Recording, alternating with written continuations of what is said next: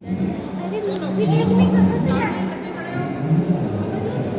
पूरी बना ऊपर देखो ऊपर। आदि चलो ऊपर देखो। पहले देख लिया पूरा देख लिया मैंने। वो देखो वो देखो।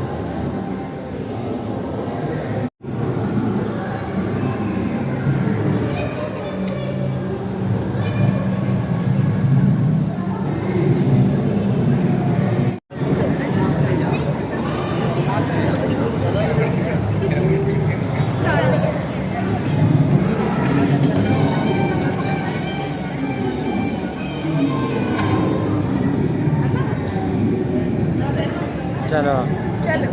ये इशारा करती कि ब्रह्मांड का न्यूनतम व्यास 23 लाख करोड़ प्रकाश वर्ष होना चाहिए। अवलोकन योग्य ब्रह्मांड के आकार को मापना भी संभव है, जिसका व्यास आज के दिन लगभग 93 अरब प्रकाश वर्ष है। और हमारी बातों के बीच यानी इस क्षण वो लगातार बढ़ता जा रहा है।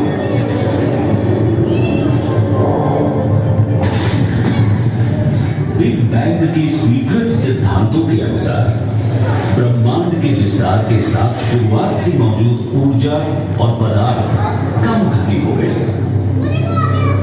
एक शुरुआती त्वरित विस्तार अवधि के बाद, जिसे लगभग 10⁻32 सेकंड में इन्फ्लेशनरी इपॉक के नाम से जाना जाता है,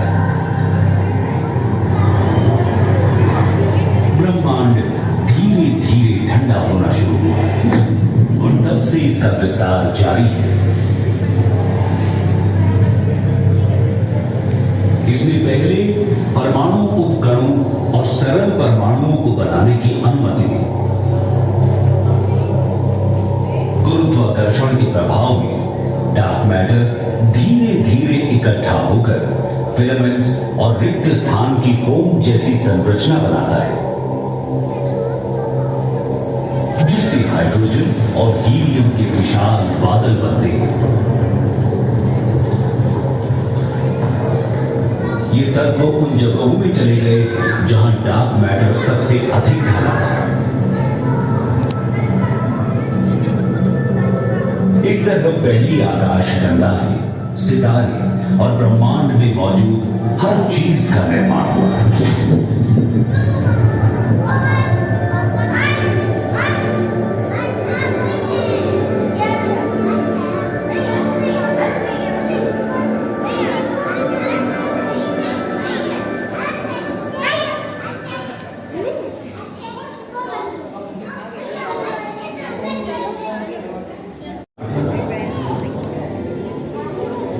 ये विस्तार हमारी अपनी समझ से अलग था। अंतरिक्ष में वस्तुएं भौतिक रूप से नहीं है, बल्कि समय को परिभाषा देने वाला मैट्रिक ही बदल गई।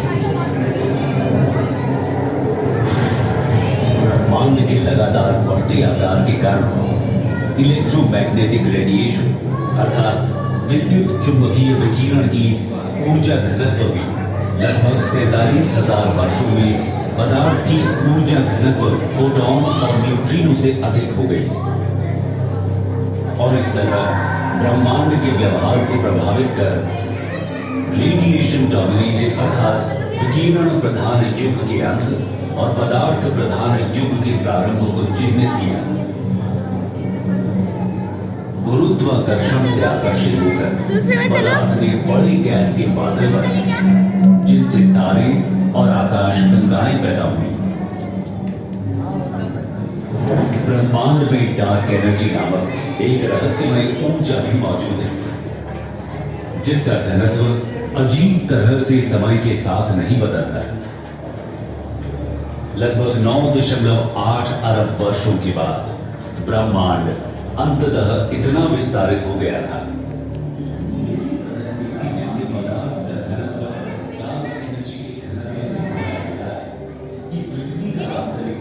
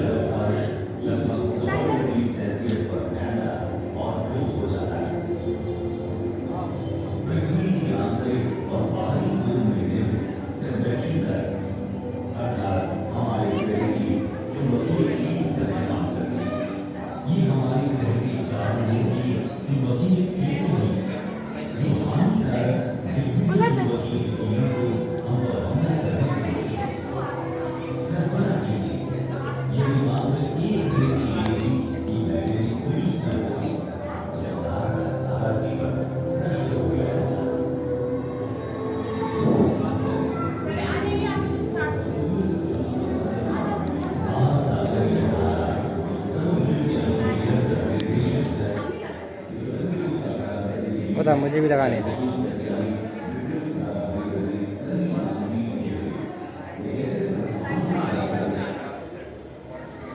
पकड़ो इसको, बनाओ मेरे सामने से, बनाओ मैं लगाऊँ कान में।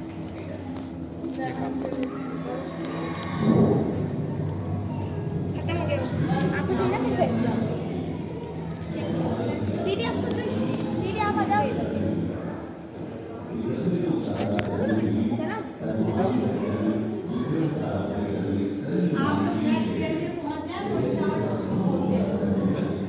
चलो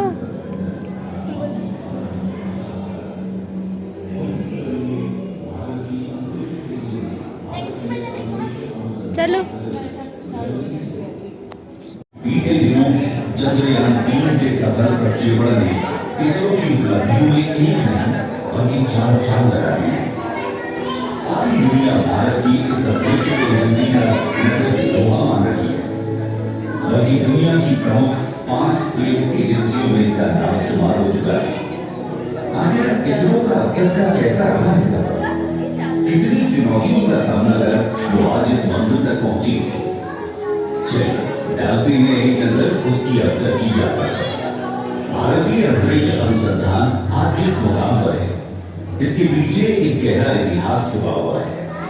इसरो एक ऐसा नाम है जिसकी शुरुआत 1920 के दशक में ही हो गई थी। तो महान वैज्ञानिकों होमी जहांगीर भाभा और विक्रम साराभाई ने कई सारे प्रयोग करके अंतरिक्ष अनुसंधानों का निर्माण किया।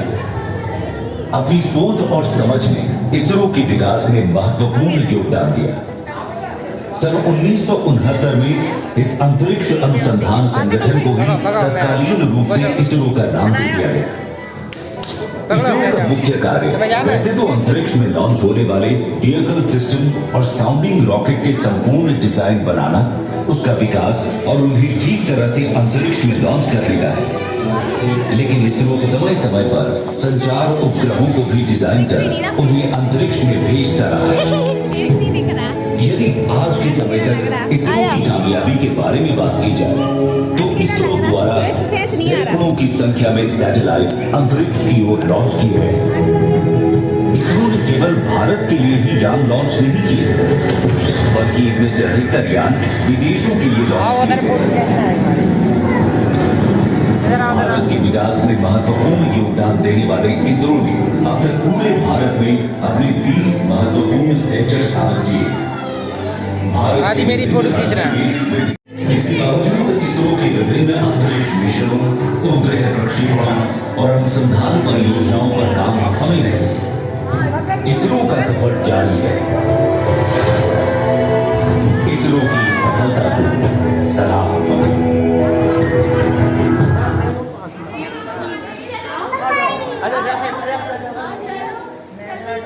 जैसा कि जीवन के मूलभूत निर्माण खंड बनाए गए थे, पृथ्वी लगातार बदलती रही है। ये इस विशाल ब्रह्मांड में अपने लिए एक बहुत ही अनोखी स्थिति हासिल करने के लिए विकसित हुआ है। इसकी विशिष्टता इसी तथ्य में है कि जहां तक हम जानते हैं, ये एकमात्र ऐसा ग्रह है जिसमें जीवन शामिल है। ये अपने सबसे दुर्गम इलाकों में भी जीवन का पोषण करता है।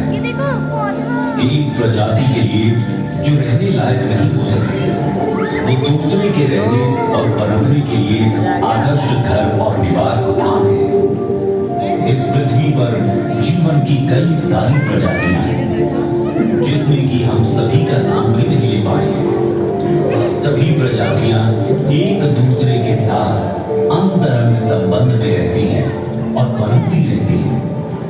हर एक अपने अस्तित्व और प्रसार के लिए दूसरे पर निर्भर रहती है। अरबों वर्षों में हमारी पृथ्वी विस्तार करते रहने वाले ब्रह्मांड के लड़खड़ाते हुए उस पर संपूर्ण जीवन के लिए एक जीवंत अंतरिक्ष यान बन गई। इस अंतरिक्ष यान के 2/3 हिस्से पानी में ढके हुए थे और इसी ने इस ग्रह को उसका नीला रंग दिया। यहाँ पर जीवन की प्रथम रूप दिखाई दी। समुद्र के सबसे गहरे बिंदुओं से जीवन, भूमि और सबसे ऊंचे पहाड़ों की ओर चला गया। पृथ्वी की गहराई में इसकी गर्म मैंटल और फिर बाहरी और आंतरिक कोर स्थित है।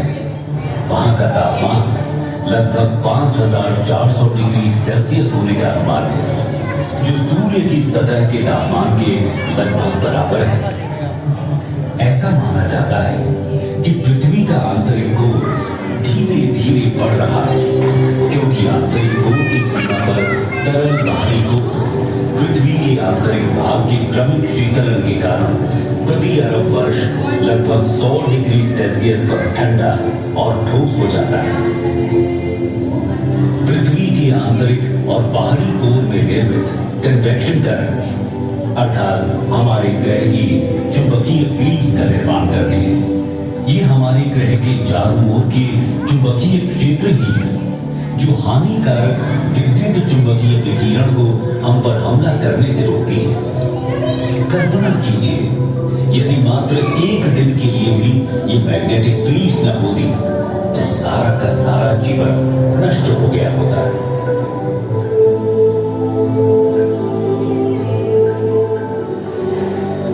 महासागरीय धाराएं समुद्री जल की निरंतर निर्देशित गति है, जो उस पर कार्य करने वाली कई शक्तियों द्वारा उत्पन्न होती है, जिसमें हवा, तापमान, टूटती लहरें, गहराई की रूपरेखा और तटरेखाएं, साथ ही अन्य धाराओं की दिशा और ताकत के साथ इसका इंटरैक्शन शामिल है। ये समुद्री धाराएं ही हैं जो वैश्विक और उन क्षेत्रों के तापमान को प्रभावित करती हैं जहां से वे यात्रा करती हैं। धरती माँ ने अपने ऊपर जीवन को पनपने देने के लिए अरबों वर्षों में स्वयं को विकसित किया है। उसने ये सुनिश्चित करने के लिए तत्वों के साथ बेहतरीन संतुलन बनाया है कि इसकी कई प्रजातियों के बच्चों का अस्तित्व हमेशा बना रहे। परंतु जैसे जैसे हम मनुष्य बड़े होते रहे, हम और भी अधिक शक्तिशाली होते हैं। जब तक कि हम अपने ग्रह के प्रति अधिक सचेत नहीं होंगे, तो जो ज्ञान हमने प्राप्त किया है वो अंततः हमें नष्ट भी कर सकता है। हम मनुष्यों को शक्तिशाली होने के बावजूद अपनी बढ़ती आबादी को संसाधन उपलब्ध कराने के लिए पृथ्वी का शोषण करने के लिए अधिक मजबूर होना पड़ेगा और अपने मूर्खतापूर्ण उपभोग के कारण कई प्रजातियों को बर्बाद कर चुके हैं। पृथ्वी ने हमें पहले से ही चेतावनियां देना शुरू कर दिया है।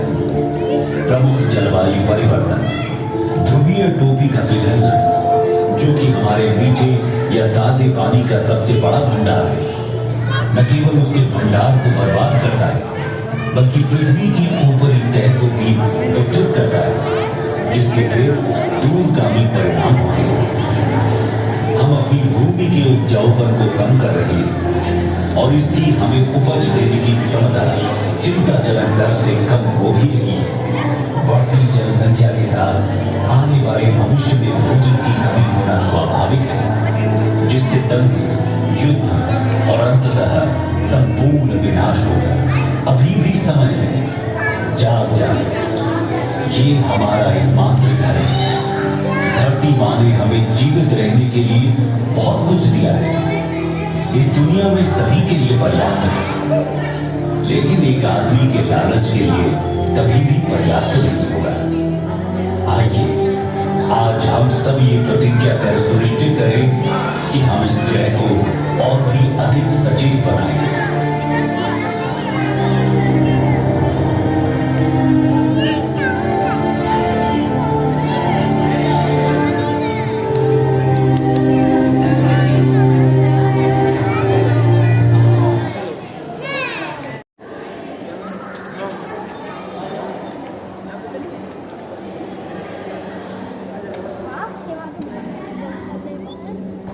या कई चीजें हैं इसमें तो। इधर इधर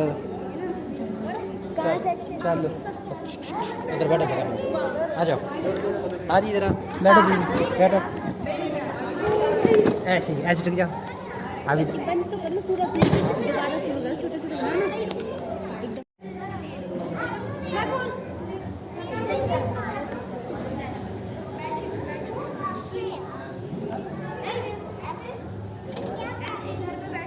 इसमें सारे अभी वो दिखाएंगे।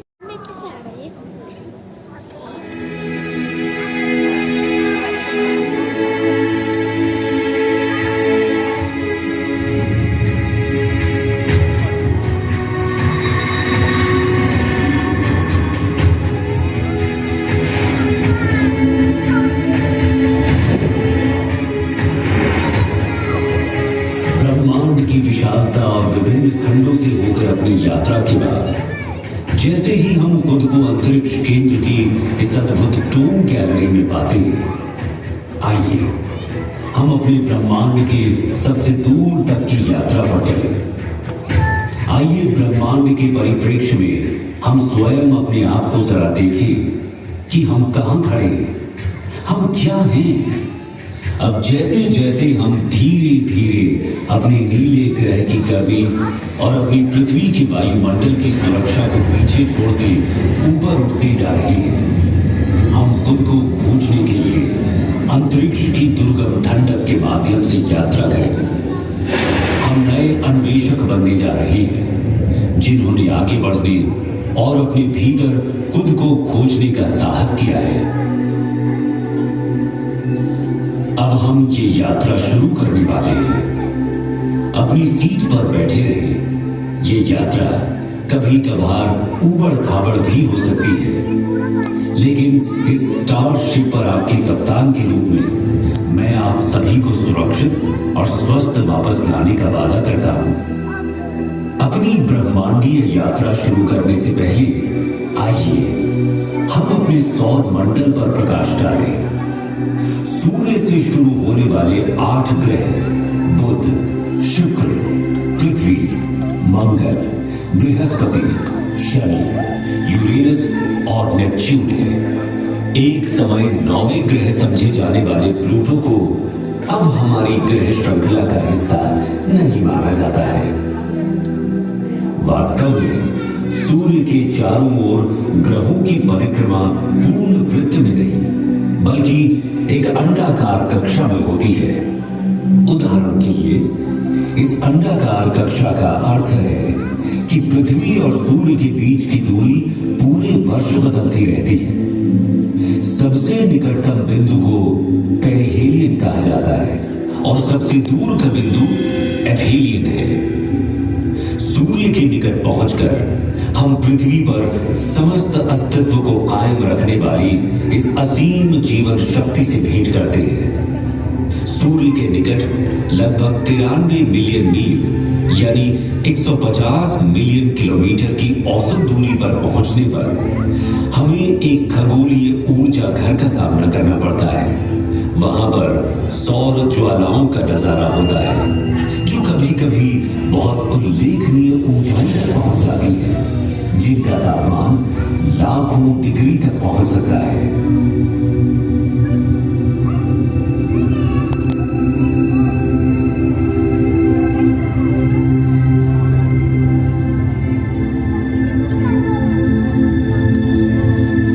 सौर मंडल में हमारा प्रारंभिक गंतव्य बुध है।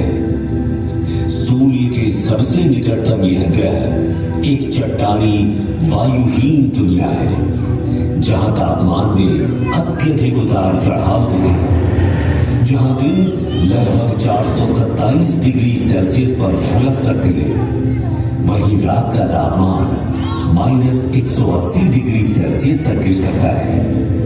बुध की सतह टकराव से बनने वाले गड्ढों से सजी हुई है और ये पृथ्वी के लगभग 28 दिनों में सूर्य के चारों ओर एक परिक्रमा पूरी करता है।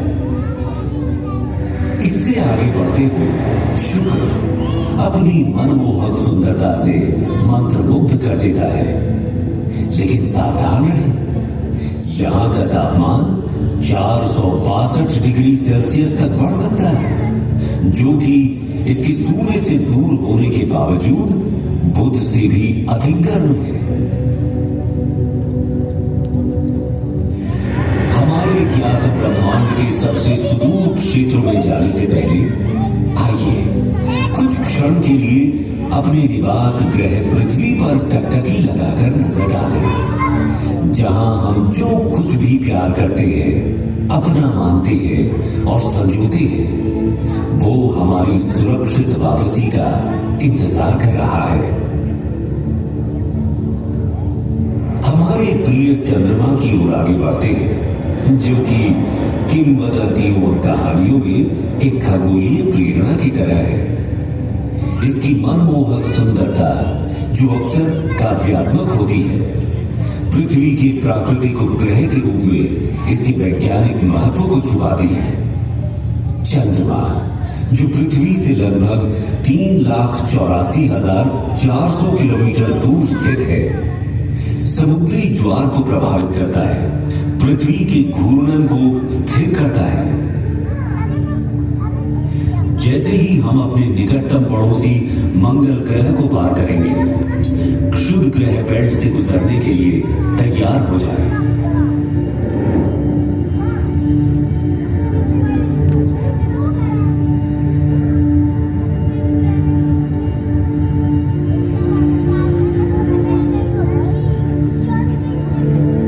हमारे सबसे निकटतम है मार्स, सूर्य से चौथा और हमारे सौर मंडल का दूसरा सबसे छोटा ग्रह।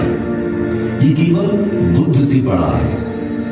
मार्स को रोमन युद्ध के देवता का नाम दिया गया है और संस्कृत में इसे मंगल कहा जाता था।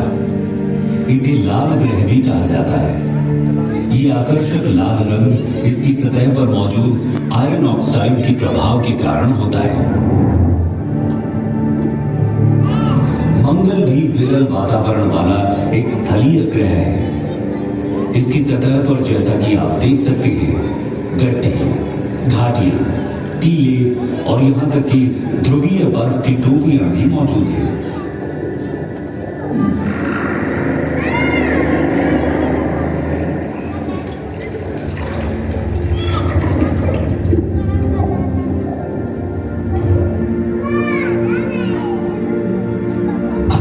अरे अरे चिंता न करें, आप सभी सुरक्षित रहेंगे। बस इन दिशाहीन क्षुद्र ग्रह से कुछ छोटी मोटी टक्करें होंगी। पूर्ण रूप से निश्चिंत रहें कि आपका अंतरिक्ष यान उन सभी को, मेरा मतलब है कि लगभग सभी को संभालने में सक्षम है।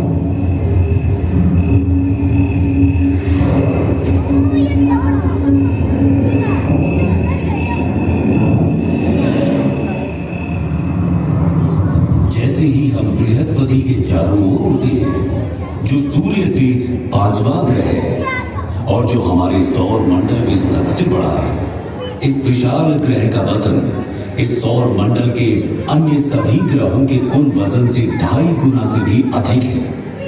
इसलिए हमें सावधान रहना चाहिए कि कहीं हम इसके विशाल गुरुत्वाकर्षण बल में न फंस जाए, क्योंकि ये बिल्कुल भी सुखद अनुभव नहीं होगा, है ना? अभी आप जो देख रहे हैं वो जुपिटर पर ग्रेट रेड स्पॉट है। ये एक विशाल तूफान है जो 17वीं शताब्दी में दूरबीनों द्वारा खोजे जाने के समय से चल रहा है। हम इसमें बिल्कुल फंसना नहीं चाहेंगे, है ना? हमने बृहस्पति के कई अज्ञात और अब तक ज्ञात लगभग 80 चंद्रमाओं में से कुछ को पार कर लिया है। प्राचीन काल से मनुष्य रात के आकाश में बृहस्पति को देखता आ रहा है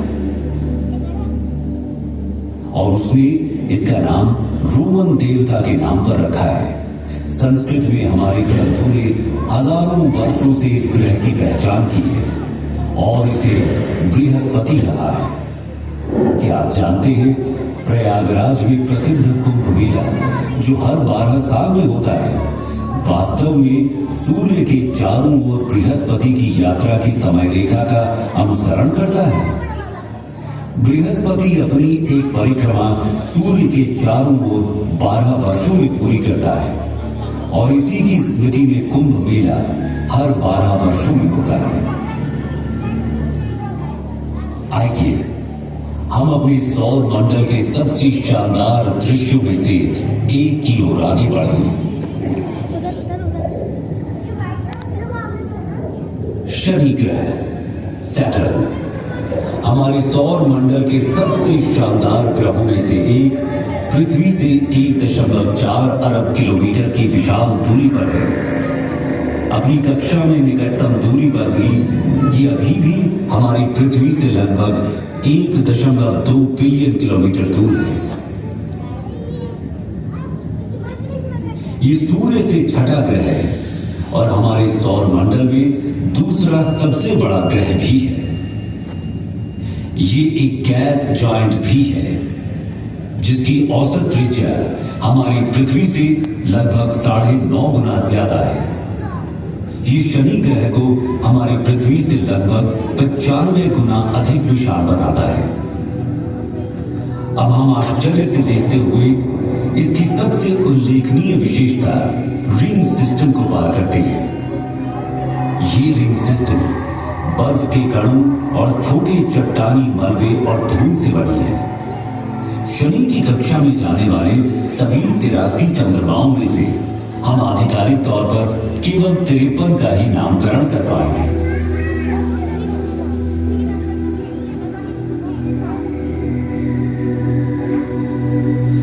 जैसे जैसे हम अपनी अंतरिक्ष यात्रा में तेजी लाते जा रहे हैं, हम अपने सौर मंडल के अगले 3 ग्रहों को पार करते हैं। हम यूरेनस के ऊपर से गुजरते हुए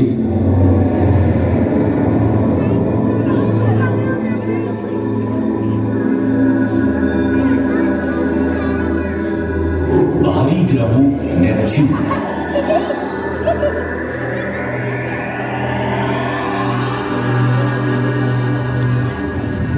और अंत में प्लूटो से आगे बढ़ते हैं। सूर्य अब प्रकाश के एक छोटे से कण के अलावा और कुछ भी नहीं है और हमारी पृथ्वी अब दिख भी नहीं रही।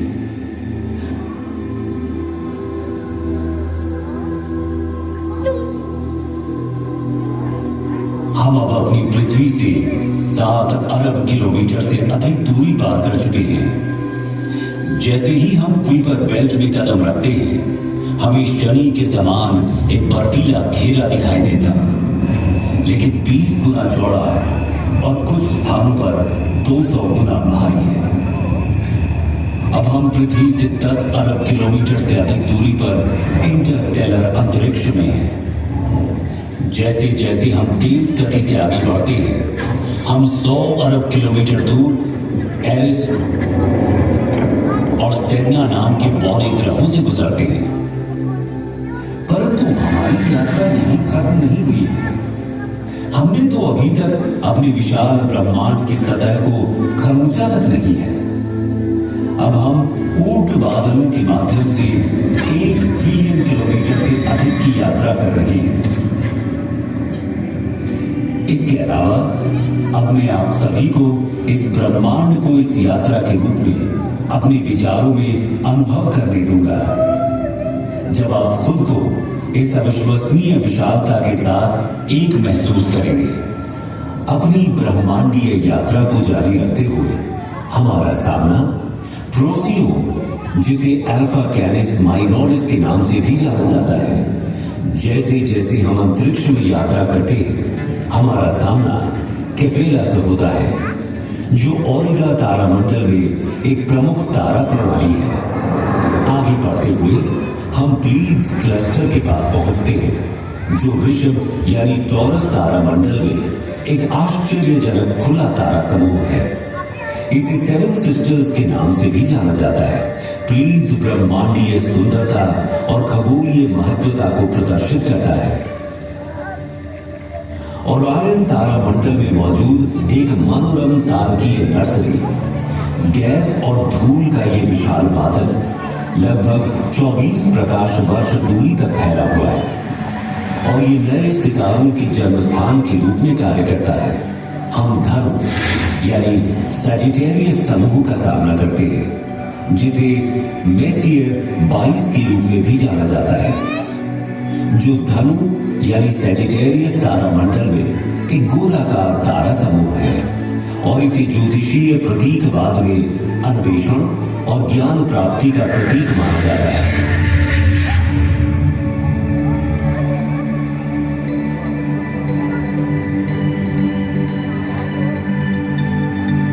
हमारी अपनी आकाश गंगा मिल्की वे को पीछे छोड़ते हुए एंड्रोमेडा गैलेक्सी, जिसे N31 के नाम से भी जाना जाता है, जो इसे मिल्की वे आकाश गंगा की सबसे निकटतम स्पाइरल आकाश गंगा बनाता है।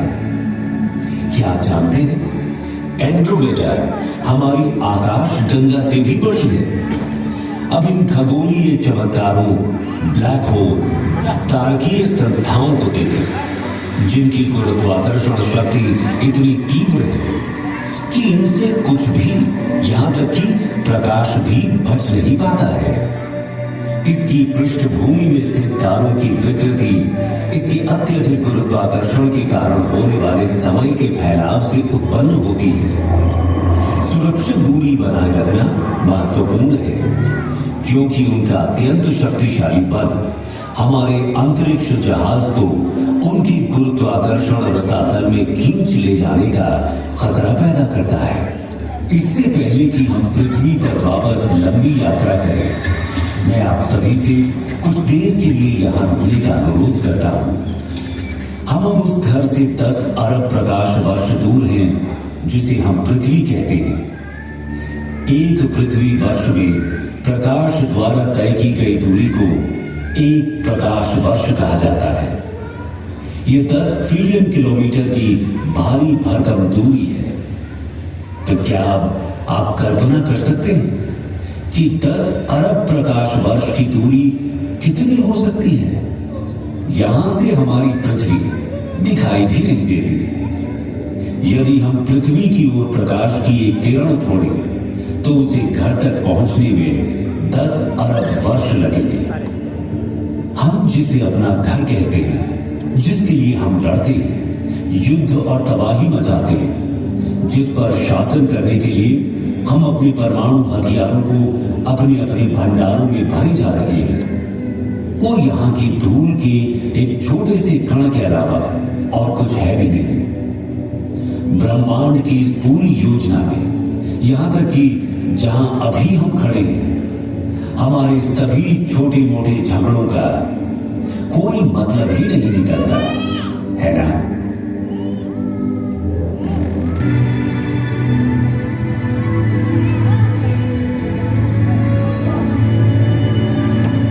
अब जब हम अपनी दिव्य यात्रा समाप्त कर रहे हैं और अपने प्रिय ग्रह पर लौटते हैं, तो हमेशा याद रखें कि पृथ्वी हमारा एकमात्र घर है।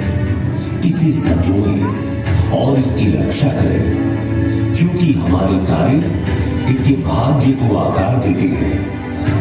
यदि हम अपने स्वयं के कार्यों से अपनी पृथ्वी को नुकसान पहुंचाते हैं, तो हमारे पास दोष देने के लिए कोई नहीं होगा और न ही हम कहीं और जा पाएंगे। धरती माता से प्यार करें और उसका पालन पोषण करें, क्योंकि वो इस विशाल दुर्गम ब्रह्मांडीय चादर में हमारा भरण पोषण और पालन पोषण करती है।